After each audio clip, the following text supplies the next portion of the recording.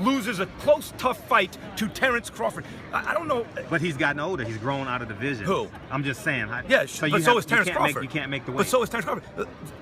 I picked Terrence Crawford because he started 135.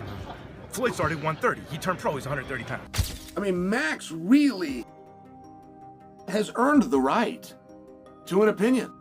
And his current opinion is that Terrence Crawford is the greatest of all time. Now, I will tell you, Max is a fan. I can relate to this. I got in there and I did the sport, and there are times that there is a credibility that will come along with me for having done the sport. But I'm the same as Max. I'm a fan.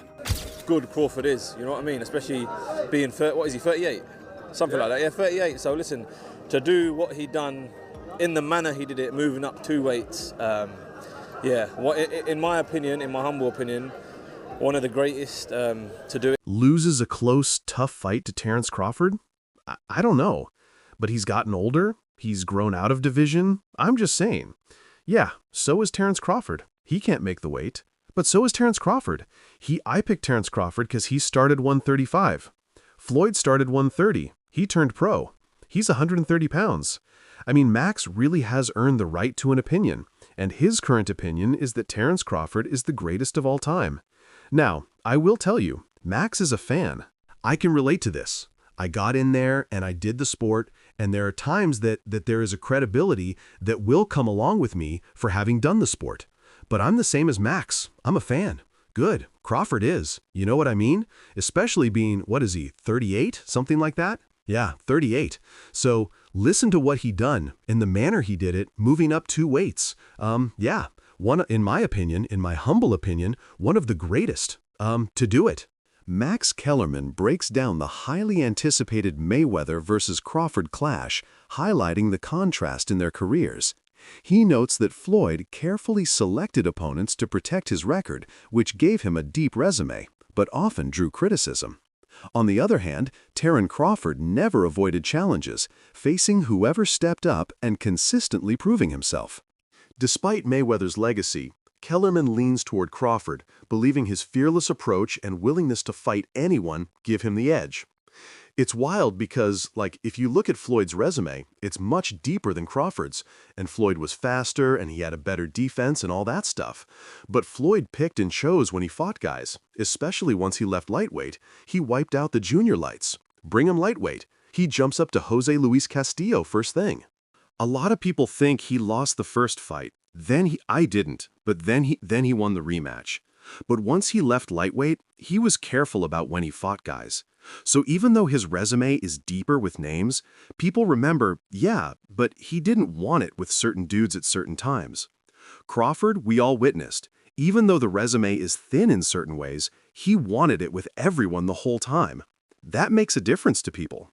Max Kellerman has been consistent in questioning whether Floyd Mayweather truly deserves to be ranked #1 on the pound-for-pound list. While acknowledging Floyd's technical brilliance, Kellerman argues that achievements alone do not make him the best of all time. In his analysis, he draws attention to Terrence Crawford, who has captured titles across 4 different divisions, a feat that places him in the same conversation as Manny Pacquiao. Pacquiao's legacy was defined by moving up weight classes while conquering champions along the way. And Kellerman believes Crawford mirrors this path. To him, it shows that greatness is not about maintaining an undefeated record, but about daring to take risks across divisions and facing the toughest opposition available. Guys, no one has ever been a 4-division champion in boxing, not a real one. Oh, Pacquiao won 8, and Oscar de la Hoya won 11, and this one won 15. No, I'm talking about Ring Magazine champ or lineal champ. You are the champion of that division. Manny Pacquiao was the first dude to really win 4. Floyd gets credit for 4 for beating Canelo, but that wasn't at the junior middleweight limit. I don't count that. Terrence Crawford just joined Manny Pacquiao as the only legit 4-division champion in the history of boxing, and he did it. In another sharp critique, Kellerman emphasized that Mayweather carefully managed his career to maintain his undefeated record. He pointed out that Floyd often chose opponents who were either past their prime or strategically less threatening. Early in his career, Mayweather was celebrated for his sharp defensive style and skill.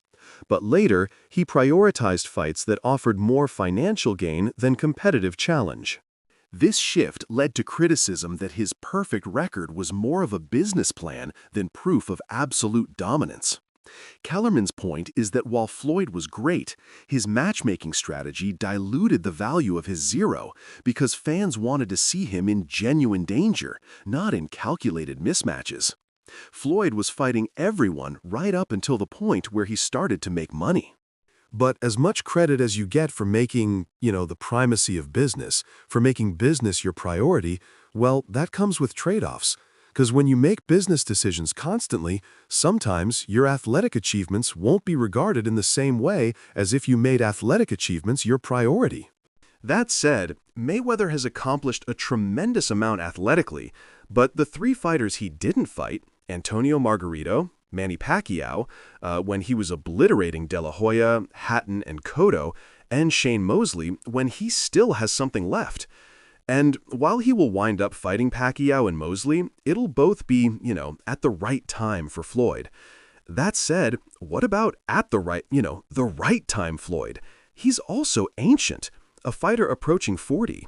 Fighting at the level Mayweather is fighting is unheard of. Mayweather, until recent times, would be considered one of the greatest older fighters that would be the whole story.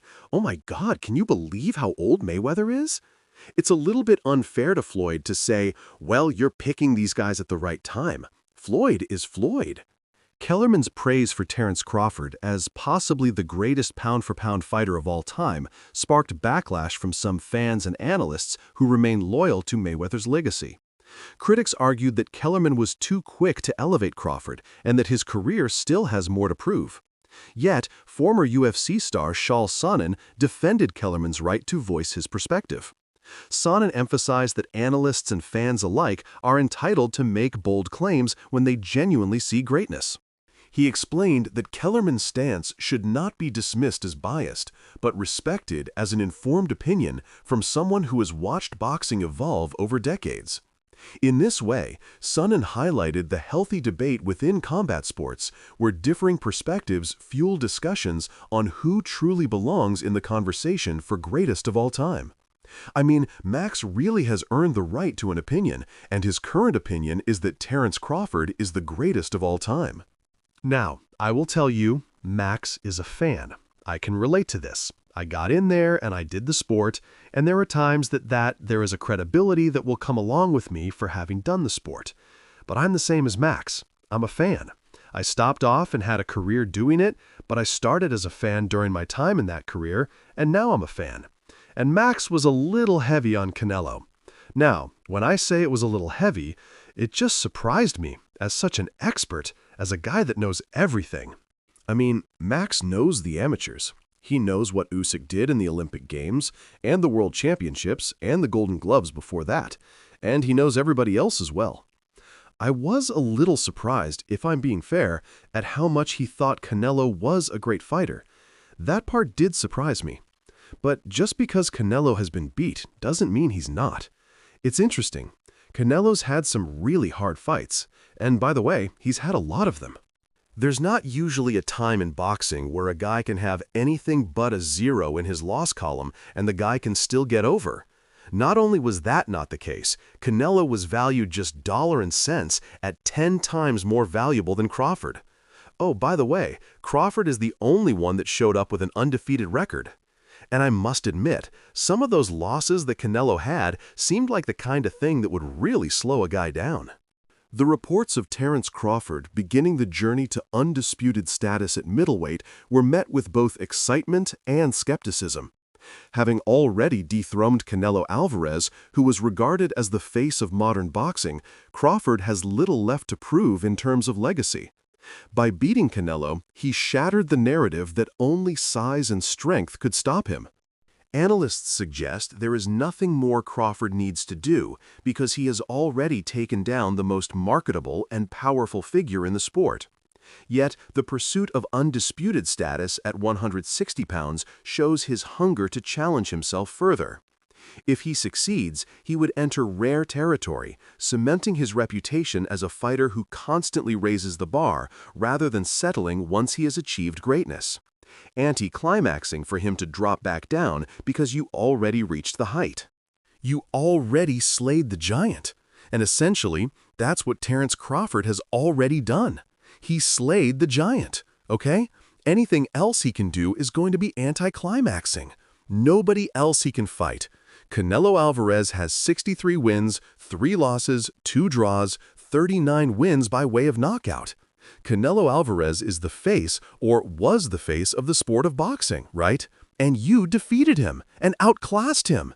Everybody expected you to get knocked out. It was a money grab. It wasn't realistic. And you achieved it, right? There's nothing else you can do but one thing. And as I stated, you can put your crown so high on the pedestal it's almost impossible to reach. And I stated that becoming undisputed in another glamour division in 2 fights. Because it really doesn't matter who Terence Crawford fights at this point in time. There is no name that's going to garner him the traction and attention that he got from fighting Canelo. If he fight Jaron Ennis, it's not going to do it. Virgil Ortiz, not going to do it. None of those guys anybody would put against Canelo Alvarez and say that they would beat Canelo Alvarez.